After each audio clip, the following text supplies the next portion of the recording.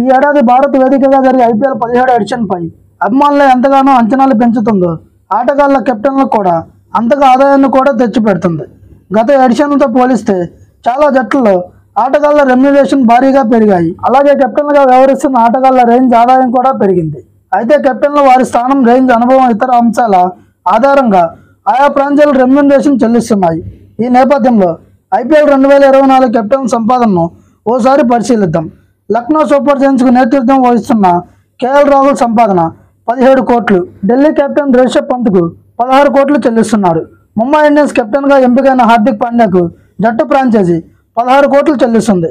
ఆ తర్వాత స్థానంలో రాజస్థాన్ రాయల్స్ కెప్టెన్గా ఉన్న సంజు శాంసన్కు 14 కోట్లు చెల్లిస్తున్నారు. కోల్కతా నైట్ రైడర్స్కు నాయకత్వం వహిస్తున్న శ్రేయస్ అయ్యర్కు జట్టు ఫ్రాంచైజీ 12.25 కోట్లు చెల్లిస్తుంది. ఇక డిఫెండింగ్ ఛాంపియన్ అయిన చెన్నై సూపర్ కింగ్స్కు ఎప్పటి నుంచో కెప్టెన్గా ఉన్న MS ధోనికి 12 కోట్లు చెల్లిస్తున్నారు. ఆ తర్వాత స్థానంలో పంజాబ్ కింగ్స్ కెప్టెన్గా ఉన్న శిఖర్ ధావన్కి 8.25 కోట్లు, గుజరాత్ టైటన్స్ కెప్టెన్గా ఉన్న శుభం గిల్కు 8 కోట్లు చెల్లిస్తున్నారు. ఇక రాయల్ ఛాలెంజర్స్ బెంగళూరుకు కెప్టెన్గా ఉన్న డూప్లెసిస్కి 7 కోట్లు లభిస్తున్నాయి. అలాగే సన్ రైజర్స్ హైదరాబాద్ కెప్టెన్గా ఉన్న మాక్రమ్కు అతి తక్కువగా 2.25 కోట్లు చెల్లిస్తున్నాయి. ఈ వీడియో కనుక మీకు నచ్చినట్లయితే please like, share and subscribe.